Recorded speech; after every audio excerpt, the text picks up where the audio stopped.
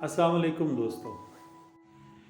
سورہ ابراہیم کی آیت نمبر 7 کا ترجمہ ہے، اور یاد کرو جب تمہارے رب نے سنا دیا کہ اگر میرے شکر گزار بنو گے تو اور زیادہ دوں گا، اور اگر ناشکری کرو گے تو شدید عذاب ہوگا۔ مسلمان ہونے کا مطلب ہے کہ آپ تسلیم کرتے ہیں، چاہے کوئی بات عقلی طور پر آپ کو سمجھ آتی ہے یا نہیں آتی۔ لیکن اللہ نے قرآن میں ان لوگوں کو بار بار مخاطب کیا ہے جو غور و فکر کرتے ہیں۔ اگر ہم شکر گزاری اور نعمتوں میں اضافے کے باہمی تعلق پر غور کریں تو ہمیں ان میں ایک واضح کاز اینڈ ایفیکٹ نظر آتا ہے۔ شکر گزار بننے کے لیے ہمیں اپنی موجودہ نعمتوں کی لسٹ بنانا پڑتی ہے، ان کی ذہن میں واضح تصویریں بنتی ہیں۔ جب ہم ان نعمتوں کے بارے میں سوچتے ہیں، غور و فکر کرتے ہیں، تو ہمارا دماغ ریوارڈ کے طور پر کچھ ہارمونز ہمارے خون میں شامل کر دیتا ہے۔ یہ 3 بنیادی ہارمونز ہیں جن کے نام سیروٹونن، ڈوپامین اور آکسیٹوسن ہیں۔ یہ خون میں شامل ہو کر ہمارے جسم اور دماغ میں کئی تبدیلیاں لاتے ہیں، اور یہی تبدیلیاں ہمارے لیے مزید نعمتیں لاتی ہیں۔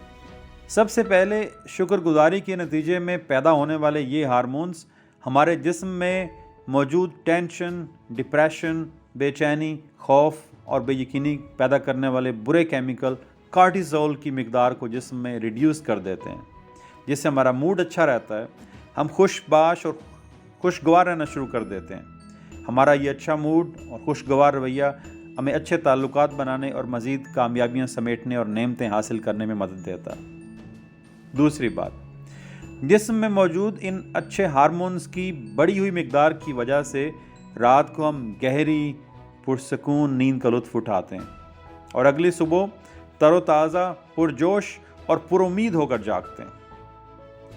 اس سے ہم چست، چوکس اور توانائی سے بھرپور رہتے ہیں۔ یقیناً آپ کے کام پر اس کے اچھے اثرات پڑتے ہیں، بہتر نتائج آتے ہیں، کاروبار اور کام ترقی کرنے لگتا ہے اور نعمتوں میں اضافہ ہوتا جاتا ہے۔ تیسری بات، شکر گزاری کے نتیجے میں ملنے والے یہ اچھے ہارمون ہماری صحت پر بھی بہت اچھے اثرات ڈالتے ہیں۔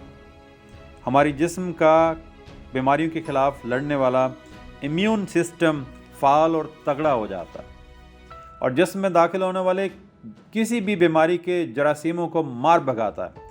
یوں ہم بیماریوں، انفیکشنز اور الرجی سے بچے رہتے ہیں، اور ہماری یہ اضافی توانائی بھی ہمارے کام اور کاروبار میں کام آتی ہے۔ کاروبار ترقی کرتا ہے اور نعمتیں بڑھتی جاتی ہیں۔ باڈی لینگویج ہماری کامیابی یا ناکامی اور ہار یا جیت میں بنیادی کردار ادا کرتی ہے، کیونکہ لوگوں کے ساتھ ہم 55% زبان سے نہیں، الفاظ سے نہیں، بلکہ اپنے جسم کے ذریعے کمیونیکیٹ کرتے ہیں۔ اگر ہمارا جسم پر اعتماد ہے اور پرسکون انداز میں بات چیت کرتا ہے تو ہمارے لیے بند دروازے کھلتے جاتے ہیں اور ہم مزید نعمتیں سمیٹتے جاتے ہیں۔ شکر گزاری کے نتیجے میں پیدا ہونے والے ہارمونز ہمیں پر اعتماد اور پرسکون باڈی لینگویج دیتے ہیں۔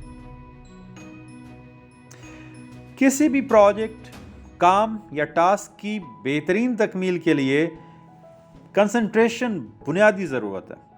شکر گزار لوگ اپنے جسم میں موجود اچھے کیمیکلز کی وجہ سے اپنے ٹاسک پر بھرپور اور طویل دورانیے تک کنسنٹریٹ کر پاتے ہیں، جس سے ان کی گفتگو اور کام کی کوالٹی بہت اعلیٰ رہتی ہے، اور نتیجے کے طور پر وہ زیادہ کامیابیاں اور مزید نعمتیں حاصل کرتے ہیں۔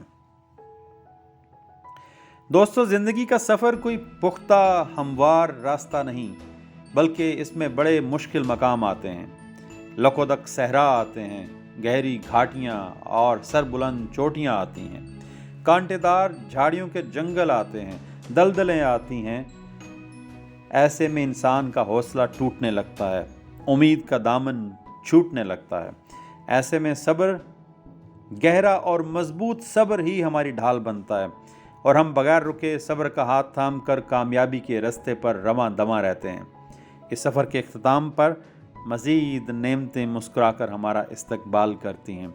شکر گزاری ہمارے اندر صبر جیسا ضروری جذبہ پیدا کرتی ہے۔ دوستو، یہ وہ چند تبدیلیاں ہیں جو ہمارے اندر شکر گزاری سے پیدا ہوتی ہیں، اور یہ وہ چند تبدیلیاں ہی ہمارے زندگی میں مزید نعمتیں لانے کا باعث بنتے ہیں۔ اللہ تعالی ہم سب کو شکر گزار بننے کی توفیق دے۔